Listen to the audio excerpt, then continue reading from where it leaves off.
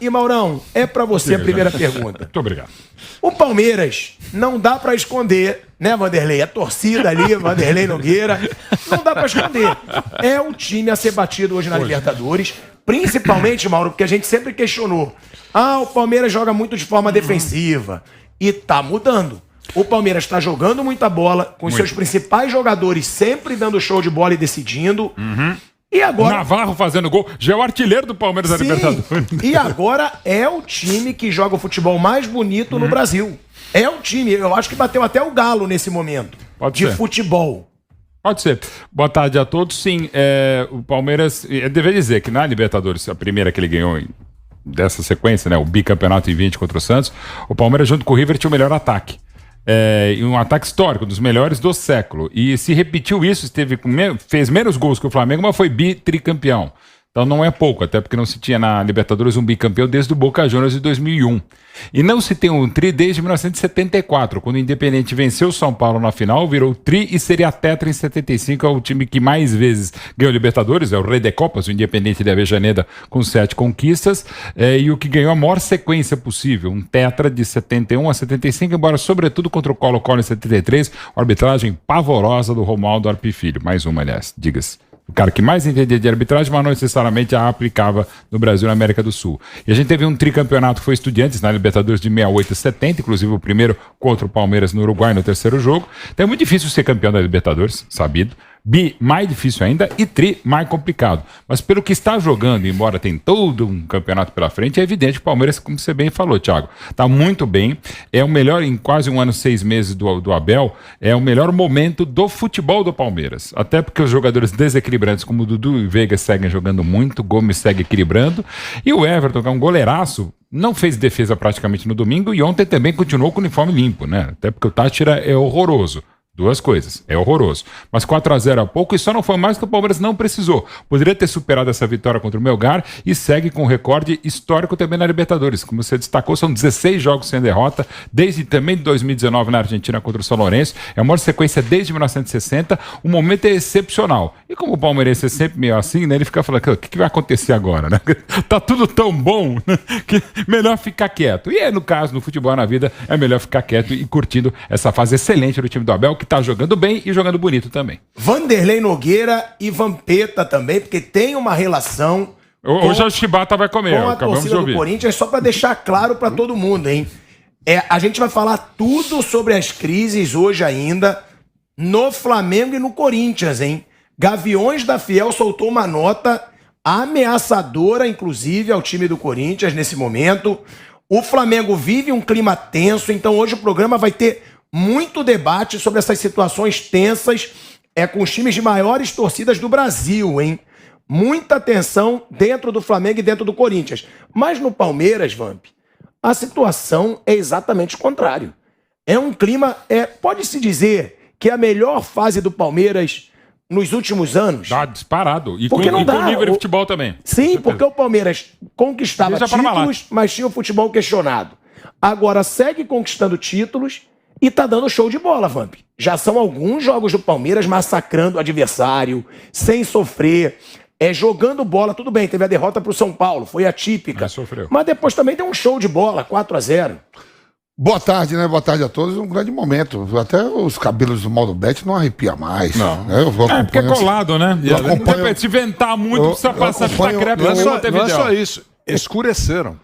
Eu acompanho... Não, mas isso é normal também. Agora, minha hernia de disco é essa... Eu acompanho ele em todas as plataformas, todos os veículos de comunicação. Ele tá bem todo, cabelo bem arrumado, é ali, aqui. Jovem, vai ficar mais bonito. Tem que buscar moeda, é isso aí, Maldo. Vamos nessa. Eu também tô atrás dessa moeda. É pra 5 que eu tenho que olhar, né, galera? Eu sou fera... Você penta, a tua câmera é 5 já falei que eu tô me adaptando à TV. Eu sou fera na rádio. Na rádio aí é comigo mesmo. Na rádio a Chibata come. A Chibata come porque os caras não me veem, né? Aí eu posso falar o que eu quero. O RH, também. O RH fica lá embaixo, mas se TV, o RH sobe rapidinho. Porque a imagem, né, professor? Foda, né? Aí, mas a fita é o seguinte, é um momento... Eu não posso rir, pô, dói. Mas aqui. É um momento, um momento mágico mesmo. O momento, eu tava vendo o jogo do Palmeiras, entra Verón, dá certo. O Navarro não fazia gol. Embora o primeiro gol tava bem pedido. Não, mas o jogo era pra ser uns 8, 9, não, né? Se precisasse, era... Eu tava com a galera de Palmeiras, subindo agora no elevador, os caras tirou até a camisa do Ademir da Guia. Falou aniversário do 80 Divino, anos. Vampeta. Domingo. Eu digo, ô, é antigo, isso é aniversário do Divino. Foi domingo né? estamos organizando a festa. A festa não, um jogo dele no Allianz Parque, ele ainda joga e bem com 80 A família anos. Carvalho, tava subindo todo mundo com a camisa do nosso clube claro. de bola. Uma camisa bonita. E o momento é esse, pilhado. Eu sei que o Flávio Mimi vai ficar com um pouco de ciúme aí, mas o momento é do Verdão. O Verdão tá voando, né? E goleando todo mundo. Vampir, time você é- já jogou Libertadores. São 16 jogos sem perder fora de casa na Libertadores, Fora de mano. casa, né? Coisa que o América Mineiro tá jogando a sua primeira Libertadores e só perde de casa. Cara, mas agora precisa buscar como já buscou até agora. Só perde em casa o América Mineiro. O Palmeiras não. O Palmeiras vive uma situação depois que o Abel chegou, principalmente. É o time a ser batido. Olha só como é pilhado, né? Aquela gozação. Ó. O time não é de Libertadores. O Fábio fala com o Corinthians que é diverso. O Corinthians é animador de. Vai chegar lá depois. É animador de Libertadores. O Palmeiras ficou tanto tempo, isso já é tri. O Flamengo ficou quase 20 anos, já é bi. E quem tem mais é do Soberano. O Soberano é o time da Libertadores. Agora, São Paulo, Palmeiras e Grêmio. Santos é tri. E Grêmio O também. Grêmio é Eu tô tri. falando aqui em São Paulo, né? Eu tô falando assim, você vê como é que é. E o Palmeiras, se você pegar, né? Eu acho que é os melhores números, né, Mauro? O time mais venceu, né? O Palmeiras é o time dos Que mais brasileiros ganhou. que mais jogou, mais ganhou, mais gol fez como visitante, mais ganhou. E dos 10 maiores ataques da história da Libertadores é o que tem a melhor média de gols. E é o único que esse ano pode ser tetra. E É não- o único que e- pode ser é. tetra, porque os outros brasileiros que podem ser tetra já não estão na Libertadores. E não duvide de repente ganhar com o gol do Navarro na final da Libertadores. Já conseguiu isso com Breno Lopes, com o nosso querido Davidson, e não duvide, não desmerecendo a carreira de cada um, mas Nossa, mas seria uma trinca uma coisa espetacular. improváveis assim, porque dá tudo- Betinho, 2012, Tá gol do dando- Fabiano Duene. Não, tá dando tudo certo mesmo. Tudo certo com o trabalho, né? Que isso aí, gente, não é só chegar, deu sorte, tá trabalhando, o Abel trabalha muito. Ainda ficou puto com os caras ontem, que era pra ser mais, né?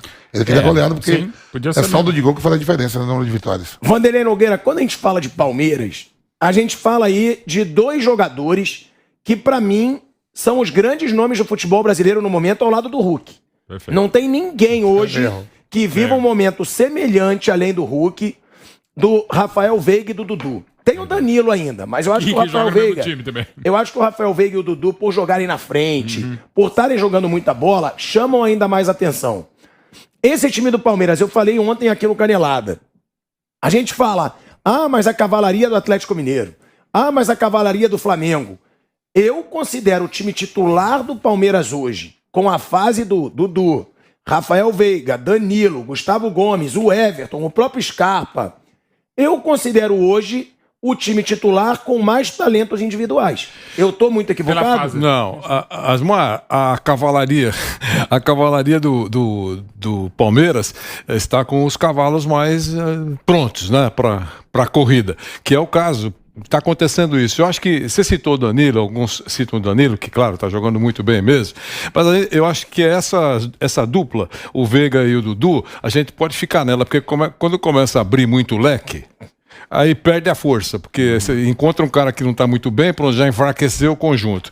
Esses dois, o Veiga e o Dudu, estão jogando demais. Ontem, quando terminou o primeiro tempo, eu brincava com o Mauro, falei, Mauro, tá jogando o Dudu? O Mauro falou, é verdade, aquele negócio todo. O Dudu...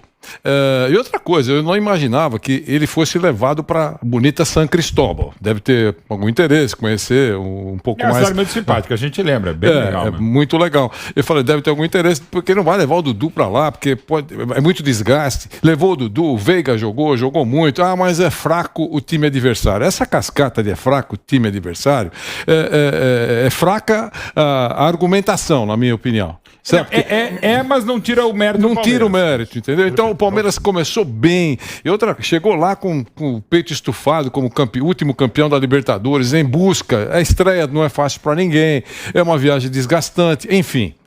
Tá muito legal. A torcida do Palmeiras está curtindo muito, a gente sabe disso, e com razão. O futebol é cíclico, né? Até recentemente a gente suspirava pelo Flamengo. Agora ele está com problema em campo e fora de campo, né?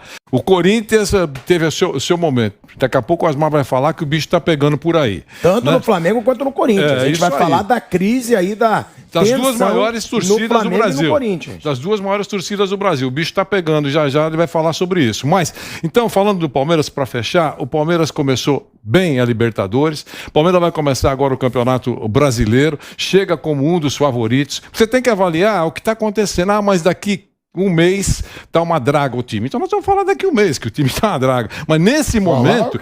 hoje, né? O futebol, nós estamos falando do jogo de ontem. Palmeiras começou o campeonato, a Libertadores, que é o campeonato mais importante do continente, bem. Outros não começaram assim. Agora vem o Campeonato Brasileiro. O torcedor do Palmeiras está mais confiante do que outros grandões do futebol brasileiro? Está mais confiante. Exceção feita ao Atlético, que também está bem nesse momento, mas está bem. Então é isso mesmo, tem que curtir. Eu acho que é perfeito. O professor Abel está numa fase maravilhosa, tem que aproveitar tudo isso. Acho muito legal. E a gente também tem que falar, né, daqui a pouco sobre essa possibilidade de Guardiola na seleção brasileira.